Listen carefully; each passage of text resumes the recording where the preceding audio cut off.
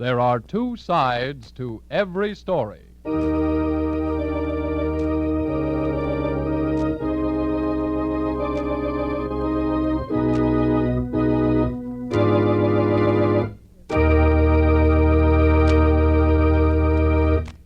Ladies and gentlemen, every Monday evening at this time, WOR Mutual takes pleasure in presenting to a coast-to-coast audience one of radio's great programs, which has proved a never-ending source of inspiration to millions of American men and women.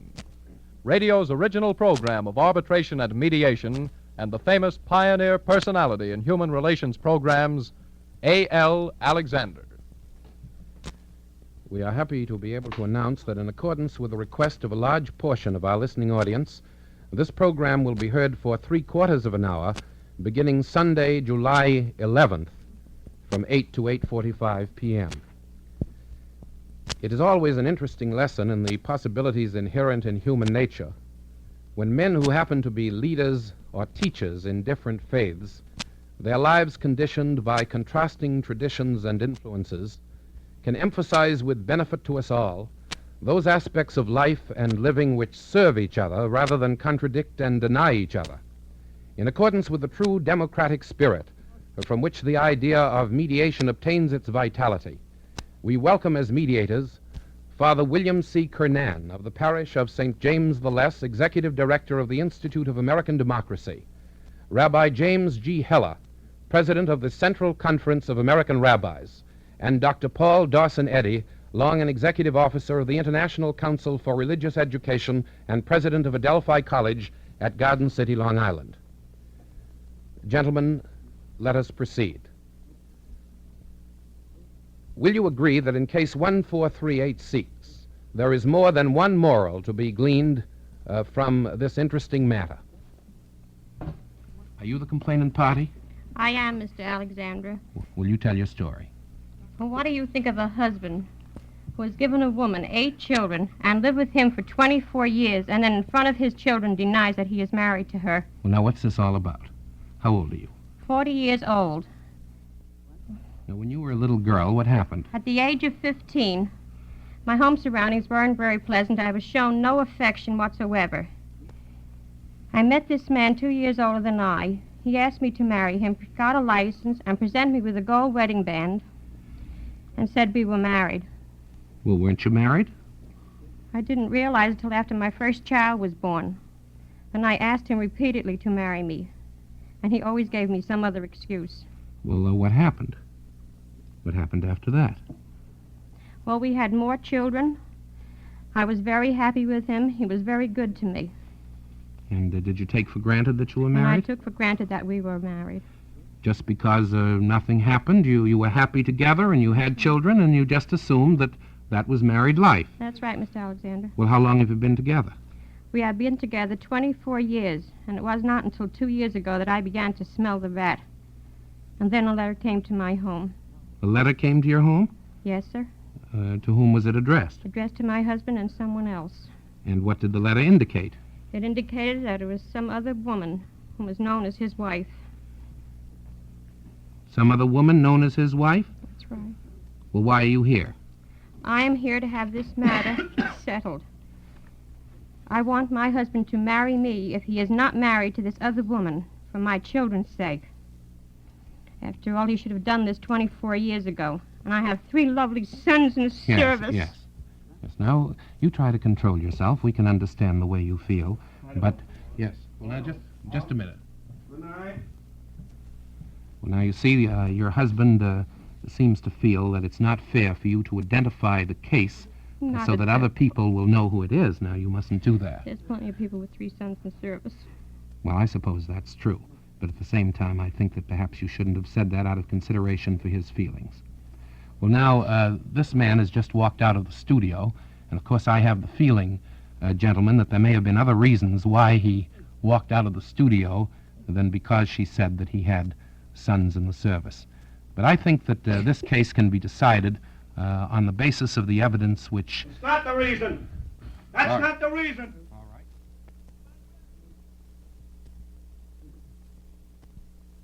I can even tell.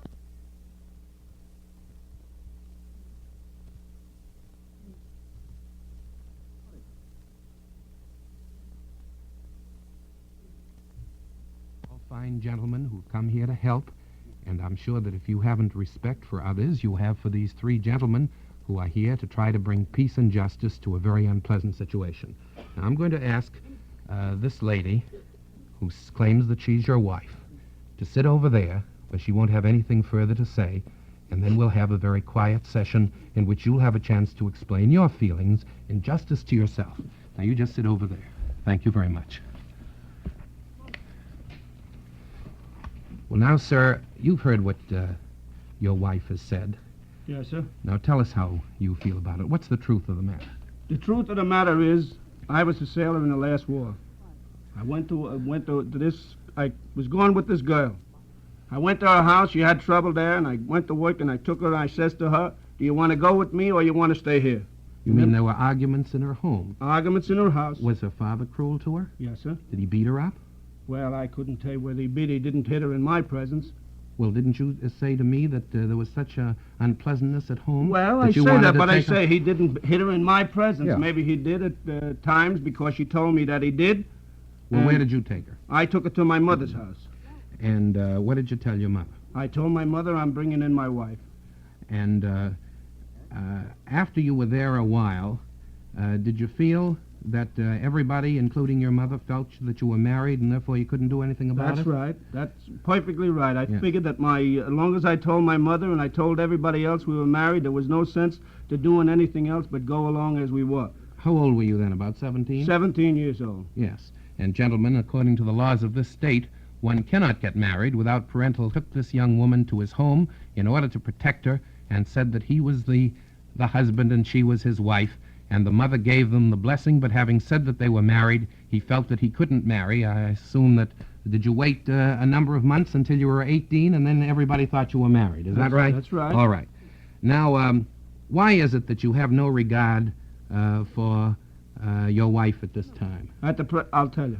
You see, she's joined a couple of lodges and different things, and she's got pretty big. She imagines that she's bigger than she is. Independent. Independent, and I went to work. I've given her all I could give her. For 24 years? For 24 years, and I'm doing, even today, to this very day, I'm only working for one thing, is a goal for my children, because I suffer. Don't you love this woman? There's no such a thing as love. My love is my children. What I went through in the last 24 years, there's no such a thing as love. Well, she states that you're married to someone else. I'm not married, and I told her I'm married to no one, and I intend to marry nobody. Well, do you feel that if you've stuck to her for 24 years, that that's marriage? That's more than a marriage. I seen people that's married that's got a piece of paper in their pocket that ain't worth the paper that it's written on. And I went to work and give this woman everything I could give her, and I'm still giving her. And I'm going to give. I'm going to take care of my children if it's the last thing I do. Well, now, under what circumstances would you have an actual ceremony performed? Well, when she stops being the way she is. If she gets down off that horse that she's riding, I'll go to work and do the right thing. I always had that intentions, and I always will have the intentions. Providing she gets off the horse that she's riding. Well, now, Father Kernan, here we have this situation which is very clear. I think it should be stated so that there'll be no misunderstanding, and sometimes these situations lend themselves to misinterpretation, that common law marriages have been outlawed in this state, but were perfectly legal at the time these people consummated what the law believes was a marriage, even though there was no religious or civil ceremony. Therefore, that would be recognized by the law at this time. However, this man's mental attitude has to be considered. He feels that he's not married to her as long as there was no ceremony, except that he feels that he's fulfilled the... Well, now you explain how... No, you're wrong. I feel that I'm more married to this woman than any man with a piece of paper in his pocket. And I went to work and I done everything a man could do without her knowing and bringing it into my house. I'd been into trouble and she never knew about it. In order to make All sacrifices? enough, yes, sir, to make sacrifice to bring home money All right. to go to work and her to have it. Well, now suppose... That woman, look at her today. Anybody can look at her to see that there's nothing wrong with her. Yes, yes. Well, now, you'll just have to compose yourself. I know that you're terribly excited about this and you're righteously indignant, but now let's hear what these gentlemen have to say about the question of marriage. That's right. Yes, now you just sit over there. Thank you very much. Well, now, Father Kernan, how about this question of marriage? Well, there doesn't seem to be any question in this gentleman's mind that he's married to his wife. And, of course, in a real sense, he is. Even in the church, it is recognized that the ministers of the marriage are the people themselves who take the vows. In the church, the sacrament of marriage is the only one of the 7 in which the minister himself is not the actual minister of the sacrament. And that's Well, are you trying to say then, Father, and forbid this intrusion because we do want to get on, that this man really married himself when he gave this ring and indicated his intention to have her as his wife? Yes, in a real sense, that's true. It was agreement in good faith between the two parties. And the marriage has been blessed by children, and it has continued over a number of years. I would suggest, however, that as soon as possible that these people have this marriage of theirs legalized, both for their own sakes and for the sake of their children. Rabbi Heller? Mr. Alexander, I agree completely with the last statement that was made by Father Conan. I judge from what both father and mother have said that they love their children very, very greatly. And the danger that seems to me to be run is if such a thing becomes public, that their children may be stigmatized with illegitimacy, which would be very bad for them. It sounds to me, by listening to them, and I've had a great many cases similar to that in some ways, that this is the kind of personal problem that ought to be made up between the two peoples to the marriage, by mutual adjustment with each other, by each trying to meet the wishes of the other and getting together so that they can reestablish their home and live happily with their children. Dr. Eddy? Mr. Alexander, I think there's little I can add. The man is married, both legally and in his own mind and in the understanding of the wife.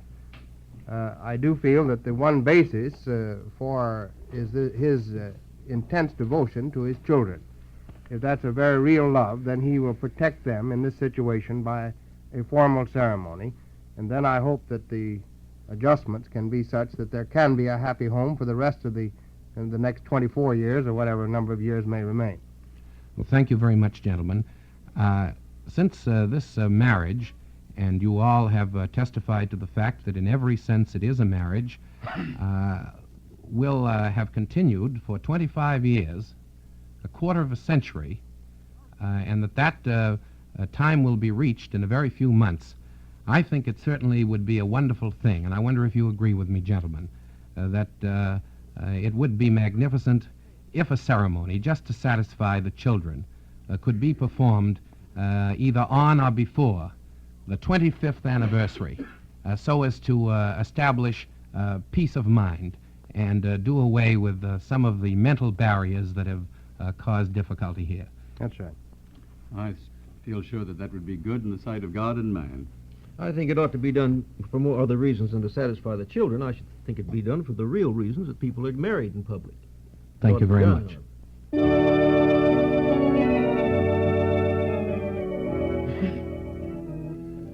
Case number 15322. Gentlemen, how would you settle this difference in the direction of establishing peace of mind? Are you the complainant party? Yes, I am, Mr. Alexander. Well, will you tell your story? I always thought that honesty is the best policy until lately, when I found out that if you tell the truth, you get into trouble deeper all the time. Well, how long are you married? I'm married 25 years. And what happened 10 years ago? 10 years ago, my husband got into trouble, and since then, he can't make a living for the family. Yes. And what do you ask him? I ask him, does he have to tell that he has a record? You mean a criminal record?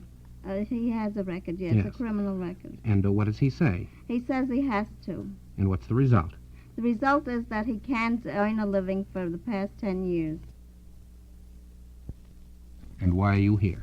I'm here to find out whether a man is obligated to tell he has a record and make innocent people suffer. Well, does your husband refuse to take care of your children and Yes, yourself? he does. He always comes back with the same excuse. He's got a record. Yes.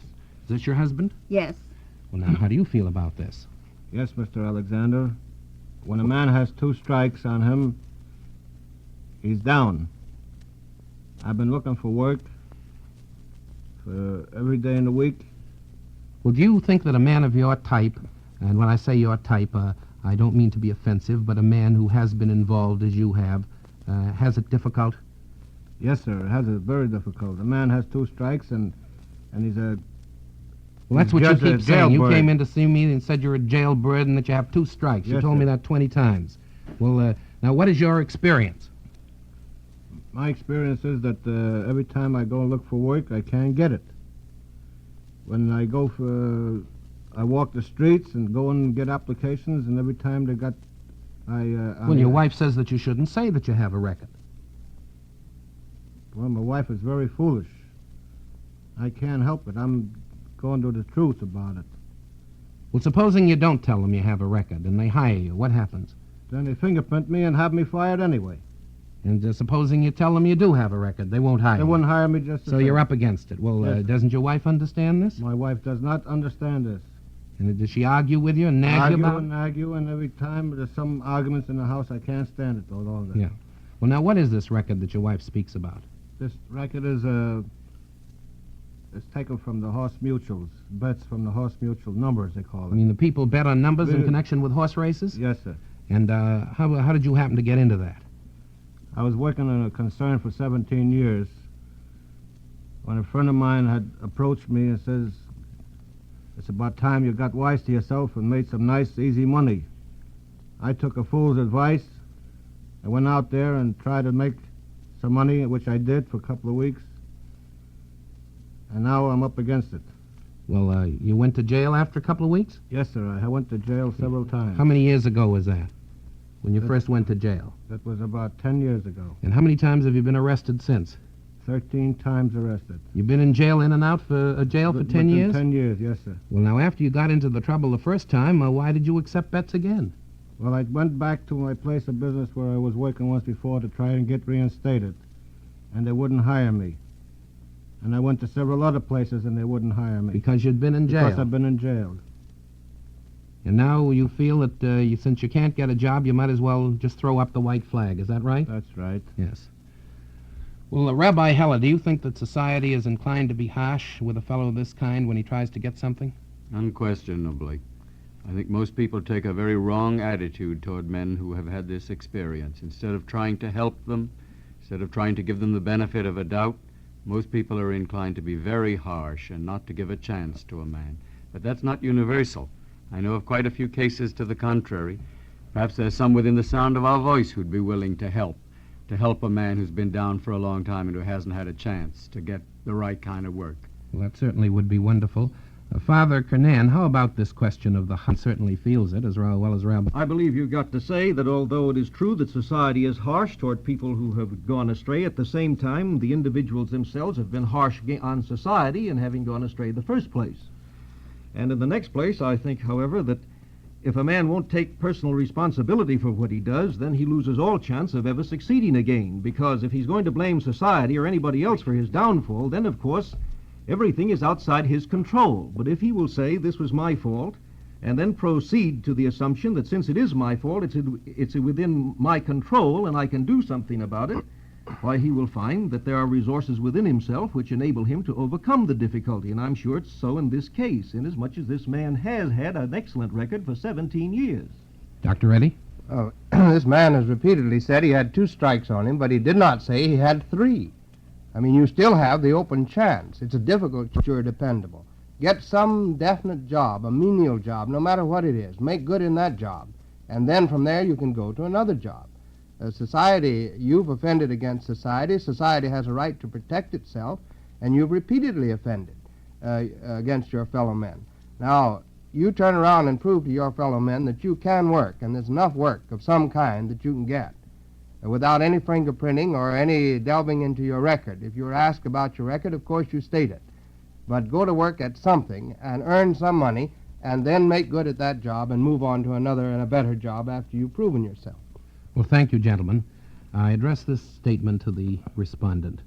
I know that by the time this hour is over, or this half hour, you're going to have a job.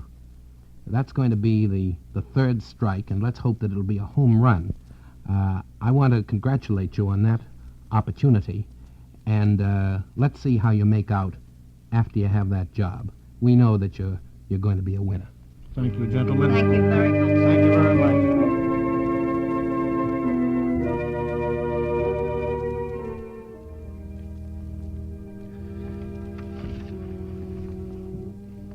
case number 15371. Gentlemen, granted that loyalty is a most desirable and praiseworthy issue, to what extent may we impose on others in order to be loyal to someone else that we care for? Are you the complainant? Yes, Mr. Alexander, I am. You tell your story. Can you decide what is justice in this case? Do you think that a family should be made a fool of for 15 years because of the weakness of a person who doesn't realize the difference between love and self-respect? I am here tonight to represent my father and mother, another sister, and myself. My older sister, who is the respondent in this case, has been married for 15 years to a worthless man who is absolutely without character. Weak as a jellyfish, who has allowed a wife and children to go penniless, while he has gambled away practically every penny he has ever made. Now, in what way has this affected you? Well, that's just the point. For practically the entire 15 years, it has been necessary for us to support this wife and 2 children because of the failure of this man to recognize his responsibility as a husband and a father. While he gambles his salary away, we have to pay the rent. And now we have been forced to give her and the children a home. Now, why are you here? Because we would like to bring this matter to a head. We resent being made fools of and have told my sister that she has no right to expect us to support her as long as she puts up with a healthy husband who is perfectly able to support his family. Well, now, do you feel that this man's gambling and neglect of his family is traceable to your sister? Yes, because he knows that she overlooks his neglect and would appeal to us. We have simply made up our minds that unless she gives up this worthless husband, we can't help her any longer. And are you concerned with what becomes of the marriage? We don't want to break up a marriage, but we certainly don't feel that we should forever assume a husband's responsibilities. She doesn't seem to understand the difference between love and self-respect, and we are the goats. Yes. Is this your sister? Yes. Well, now, how do you feel about this? Well, they say blood is thicker than water, and my family want me to turn against my husband, and they just seem that they can't seem to understand. Well, your family seems to feel that they've had the responsibility of taking care of you when you have an able-bodied husband who gambles his money away, and that if you expect further help, you shouldn't tolerate a husband who's shown no consideration. He always told me he loved me, and this feeling is mutual. I don't think my family has the right to come between us. Well, what did you do when your husband gambled away his salary? I went to my mother and asked her to help me out. Well, did you overlook what he did, and did you forgive him? I did. And do you still overlook his neglect? I do. Why? Because I love him. Because you love him. Well, does he love you? Yes. He does love you? He does love me, calls me up long distance and asks me to forgive him and tells me that he loves me. Who ask her who pays for those long-distance calls? You do. Does he reverse the charges? Yes. And your family has to pay for his for love? Yes. Well, now, how about it, Dr. Eddy? Well, it's very clear to me that this family has to make up its mind whether it wants to keep this process up indefinitely, because that's exactly what will happen. On the other hand, there are people who like to take care of weaker people and enjoy their love and affection. Now, if your sister wishes that and wishes to continue it, that's her right and her privilege. But you have the right and privilege to withdraw the support and let her understand that you're not going to continue that process in the future. Father Canaan? Well, I don't think that the wife's family has any responsibility at all to continue to support the family. On the other hand, I don't think they have any business in trying to break it up. What I believe ought to be done is for this family to try to get together, and since the man and woman both say they love one another, they can prove whether or not it's true by cutting themselves adrift entirely from the support of the family. Then they will find out very shortly whether or not this love is simply in the realm of sentiment or whether it's strong like true love and will get its roots down into the ground and make a success of this life. Rabbi Heller, are you in agreement? I'm in complete agreement with my 2 colleagues. It seems to me that the marriage would be a much happier one when it becomes an independent marriage. Certainly the family don't want to break it up, but equally, the constant support of this kind tends to make marriages weak rather than strong and unhappy rather than happy. Therefore, I would recommend, if it's within my power, that the family certainly do nothing to interfere, but do nothing further to help also. Well, that seems to be the unanimous opinion of this board. Thank you, Mr. Alexander. Mr. Alexander returns in just a moment for his closing poem for tonight. If you reside in Greater New York and there is a problem you have or a matter of dispute, we invite you to submit it for settlement. Simply communicate with A.L. Alexander in care of this station, WOR, New York. All names are kept in the very strictest confidence. There is no fee for this service. Now, Mr. Alexander. Not in the spirit of reflecting on essential principles sacred to any one faith, but thinking rather in terms of universal truth and kindness and understanding and the common dedication of all faiths to a better and more tolerant world, I give you this poem titled, Who Are My People? My people, who are they? I went into the church where the congregation worshipped my God. Were they my people? I felt no special kinship as they knelt there. My people, where are they? I went into the land where I was born, where men spoke my language. I was a stranger there. My people, my soul cried, who are my people? Last night in the rain, I met an old man who spoke a language I do not speak, which marked him as one who does not know my God. With apologetic smile, he offered me the shelter of his patched umbrella. I met his eyes, and then I knew.